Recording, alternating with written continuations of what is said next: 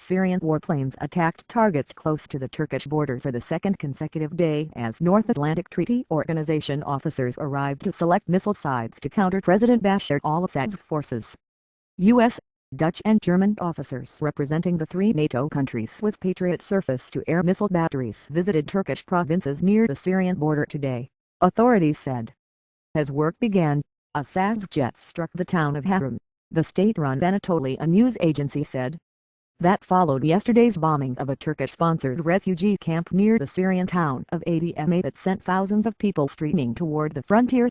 Russia renewed its opposition to NATO's involvement today, with Deputy Foreign Minister Andriy Denisev telling a Berlin press conference, "We don't like this plan."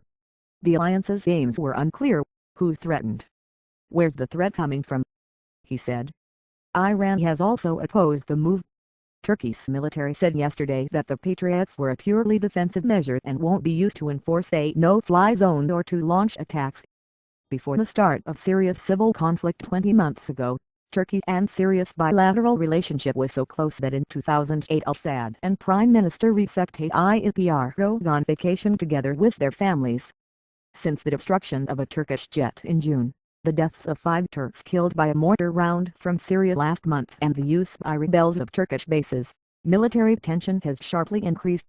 Increasing scale, the Syrian crisis has not shown any sign of resolution and the regime's attacks on the civilian population, as well as the clashes, have continued on an increasing scale, Turkish Foreign Ministry spokesman Selçuk Funel said on Twitter today. The United Nations Secretary-General Ban Ki-moon will visit Turkey from December 7 to 8. Funel said in his Twitter posting. "Can may visit a refugee camp on the Syrian border," he said. Any Patriot deployment would augment Turkey's air defense capabilities, NATO Secretary-General Anders Fogh Rasmussen said on November 21. The alliance will make a final decision based on the expert report. Russian President Vladimir Putin will visit Turkey on December 3 and the issue may be discussed in talks with Erdogan. Turkey yesterday scrambled warplanes after the Adma attack, which destroyed more than 200 empty tents at a refugee camp being set up by the pro-Islamic Turkish aid group, Humanitarian Relief Foundation or IHH, the state-run Anatolia said today. It was not clear if Syrian jets were targeting the Turkish-sponsored camp. Refugee camps. Thousands of Syrians who fled after the attacks were today huddled on the Turkish border and waiting to cross to safety, the foreign ministry said today. Turkey accepts refugees once a place has been found for them at refugee camps, a process which can take days or weeks. About 180,000 Syrians have fled to Turkey so far, Erdogan said on November 25.